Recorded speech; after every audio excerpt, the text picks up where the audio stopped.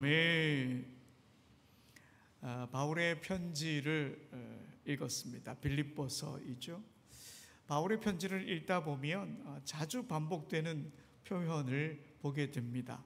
그리스도 안에서, 주 안에서, 이런 말이 계속 반복되는데 얼마나 많이 반복되느냐? 160번 이상 반복됩니다.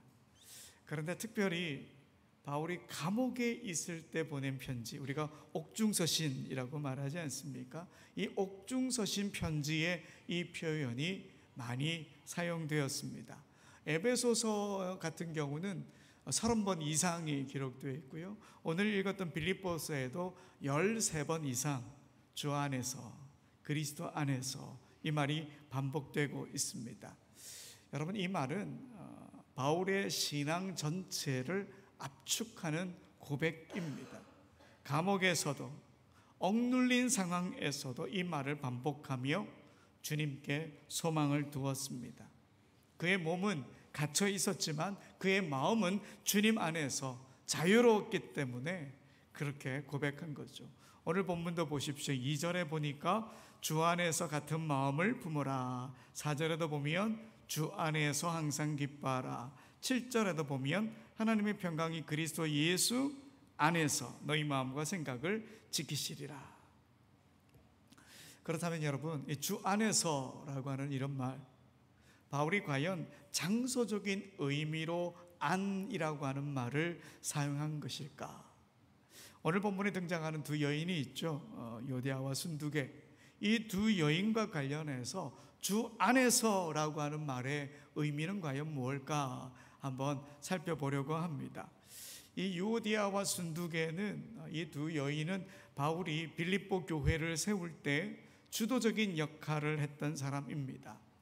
당시 마게도냐 지역이나 이 빌립보 지역에서는 여자들도 개인 소유를, 개인 재산을 소유할 수 있었습니다. 유대 지역하고 다르죠. 이방 지역이었으니까. 그래서 이 두 여인이 교회를 세울 때에 재정적인 부분도 상당 부분 감당한 것으로 보입니다. 하나님 나라의 뜻을 이루기 위해서 바울의 동력자가 되었고 정말 좋은 하나님의 일꾼이 되었지요. 그런데 문제는 이 둘의 생각의 차이가 생겨서 갈등을 겪게 되었다 하는 겁니다. 구체적으로는 어떤 갈등인지 성경에 기록되어 있지 않지만 서로의 의견을 굽히지 않았던 걸로 보이죠. 교회를 위해, 하나님 나라를 위해 나선다 그랬지만 결국은 자기 생각을 내세웠고, 그래서 교회도 힘들어지고 하나님 나라도 제대로 세워지지 못하게 된 것이죠. 그래서 바울이 이 둘에게 권합니다. 주 안에서 같은 마음을 품으라. 주 안에서 같은 마음을 품으라. 여러분, 교회 안의 갈등은 언제나 사명보다는 내 생각이 앞설 때, 내 생각을 앞세울 때 일어날 수밖에 없죠. 그래서 이 주 안에서라고 하는 말은 내 생각보다 주님의 생각을 우선해라 라고 하는, 주님이 먼저라고 하는 자세, 태도를 뜻합니다. 그러니까 주 안에서라고 하는 이 말, 꼭 장소적인 의미가 아니라는 거예요. 주 안에서, 이 위치를 말하는 말이 아니라 존재의 상태를 뜻합니다. 주님과의 관계 안에 생각하고 주님께서 어떻게 살았는지, 그렇게 살아가는 삶의 태도, 주님이 어떻게 결정했는지, 그 선택의 결정의 몫은 어딘지, 이런 걸 살펴보라는 것이죠. 여러분, 우리나라 언어 습관에 보면요, 안에서라고 하는 말을 잘 쓰지 않습니다. 누가 저희 집에 전화를 했다고 합시다. 저희 아들이 전화를 받았어요. 준아, 목사님 어디 계시냐? 아들이 뭐라고 대답할 거네? 아버지 사무실에 계세요? 그렇게 이야기하지. 네, 아버지 사무실 안에 계십니다. 이렇게 우리가 잘 대답하지는 않지요. 물론 안과 밖을 분명히 구분 지을 때는 사용합니다. 상자 안에 있다, 상자 밖에 있다, 그렇게 이야기를 하지만 어디 안, 이렇게 구체적으로 이야기하지 않는 것이 우리의 언어 습관입니다. 사실 주 안에서라고 하는 이 말, 헬라어 원문에 보면 안이라고 하는 전치사 n이라는 말을 사용하기는 합니다. 하지만 우리나라 언어 습관에 따라서 설명을 한다면 충분히 안에서를 빼도 의미가 전달이 됩니다. 그러니까 주 안에서 이 말은 바로 주님 그 자체를 뜻하는 말이죠. 그리스도 안에서 역시 그리스도 그 자체를 뜻하는 겁니다. 주 안에서 살아라 이 말은 뭘까요? 예수님 그 자체로 삶을 살아내라는 겁니다. 우리의 삶의 모든 자리에서 예수님 그 자체로 사는 거죠. 예수님의 생활, 예수님의 생각, 예수님의 말씀, 예수님의 손짓, 몸짓, 발짓, 예수님의 인격, 예수님의 성품, 이런 모습으로 살아가는 거죠. 오늘 본문도 보십시오. 주 안에서 같은 마음을 품으라. 예수님과 같은 마음, 그 마음을 품으라는 거예요. 주 안에서 항상 기뻐하라. 예수님이 기뻐한 것처럼 너희도 예수님처럼 항상 기뻐하라, 이 말입니다. 그리스도 예수 안에서 너희 마음과 생각을 하나님의 평강히 지키실 것이다, 이 말은 예수님께서 너희 마음과 생각을 다스릴 거야 라고 하는 의미인 것이죠. 예수님과 같은 마음을 품으라. 예수님처럼 항상 기뻐해라. 예수님처럼 용납하고 관용을 베풀고 예수로 살아내라. 바로 이런 권면입니다. 안에서라고 하는 말이 헷갈리면 그냥 안에서 빼시고 생각하면 되는 거죠. 여러분, 우리 교회 비전, 예수로 살아가는 큰 땅, 큰 뜻 공동체입니다.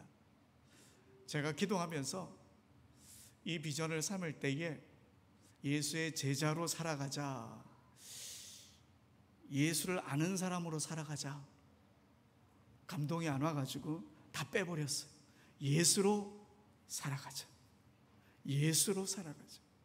예수의 생활, 예수의 생각, 예수의 말씀으로 살아가자. 예수의 모습으로, 예수의 인격으로 살아내보자. 예수님의 생각으로 생각하고 예수님의 마음으로 사랑하고 예수님의 발걸음으로 세상을 향해 걸어가고, 이게 바로 주 안에서라고 하는 말의 의미인 것이죠. 어느 목사님의 글을 읽었는데요, 이 믿음을 뭐라고 말하느냐, 그리움이다 이렇게 말하더군요. 내가 하나님을 그리워하는 건 하나님이 나를 그리워하시기 때문이다. 내가 하나님을 하루 종일 그리워하면 하나님은 영원토록 나를 그리워하신다. 믿음이 뭐냐? 나를 그리워하시는 하나님의 그리움에 응답하는 게 그리움이다, 이런 거죠. 우리 어르신들 손자 손녀 사진만 봐도 흐뭇하지 않습니까? 전화로 손주가 할아버지 보고 싶어요 하면 우리 장로님들 그냥 마음이 뭉클해가지고 막 달려가고 싶을 거예요. 자꾸 통화하고 싶고 뭐 영상 통화하고 싶고 그러지 않아요? 그게 그리움이잖아요. 우리가 하나님을 그리워하듯이 하나님 우리를 그리워하시는 거예요. 그래서 주님에 대한 그리움을 갖고 사는 사람 함부로 살지 않아요. 주님의 마음을 품고 살아요. 주님께서 생명을 사랑하고 평화를 이루시길 꿈꾸셨던, 그렇게 살아가는 거예요. 주님께서 말씀하신 것처럼 말하고 주님께서 행동하신 것처럼 행동하는 것, 이게 바로 주 안에 살아가는 사람의 삶의 태도이고 신앙인의 모습인 거지요. 여러분, 예수님은 단순히 우리의 믿음의 대상이 아닙니다. 우리가 밥 먹고 일하는 모든 생활 속에서 우리가 살아내야 할 삶의 방식, 그게 예수인 거예요. 삶의 예수, 생활의 예수입니다. 여러분, 우리도 로마 감옥에 갇혀 있던 바울처럼 이도저도 할 수 없는 그런 상황에 내몰릴 수도 있습니다. 또 유오디아와 순두개처럼 관계가 깨어져 가지고 마음이 힘든 상황에 놓여 있을지도 모릅니다. 신앙생활 열심히 한다고 했지만 여전히 제자리 걸음을 걸을 때도 있겠지요. 하지만 여러분, 우리는 주님께 소망을 두었잖아요. 주님을 그리워하는 사람이잖아요. 빌립보서의 이 책 제목의 책의 별명이 뭐냐면 기쁨의 편지예요. 감옥에서 보내는 편지인데 별명이 뭐라고요? 기쁨의 편지래요. 바울이 주님께 소망을 두었기 때문입니다. 예수로 살았기 때문입니다. 그러니 예수님께 소망을 두고 예수로 이 땅을 살아갑시다. 그리고 주님께서 이끄시는 대로 살아갑시다. 그러면 주님의 은혜가 우리 인생을 다스리는 것이죠. 그리고 오늘 본문에 있는 6절 7절의 말씀이 우리의 삶 속에서 그대로 펼쳐지는 거예요. 여러분 오늘 6절 7절의 말씀 함께 읽겠습니다. 시작. 아무것도 염려하지 말고 다만 모든 일에 기도와 간구로 너희 구할 것을 감사함으로 하나님께 아뢰라. 그리하면 모든 지각에 뛰어난 하나님의 평강이 그리스도 예수 안에서 너희 마음과 생각을 지키시리라. 아멘. 사랑하는 여러분, 주 안에서라고 하는 말은 그냥 주님 그 자체인 거예요. 예수로 살아갑시다. 예수로 한 마음이 되고 예수로 긍휼함을 베풀고 예수로 생활합시다. 예수는 믿음의 대상이면서 우리의 삶의 형태입니다. 그렇게 살아내어서 하나님의 나라를 경험하는 우리 모두가 되길 간절히 소원합니다. 우리 함께 찬양합시다. 예수 사랑합니다 찬양하고 우리 몇 가지 기도 제목으로 함께 기도하겠습니다.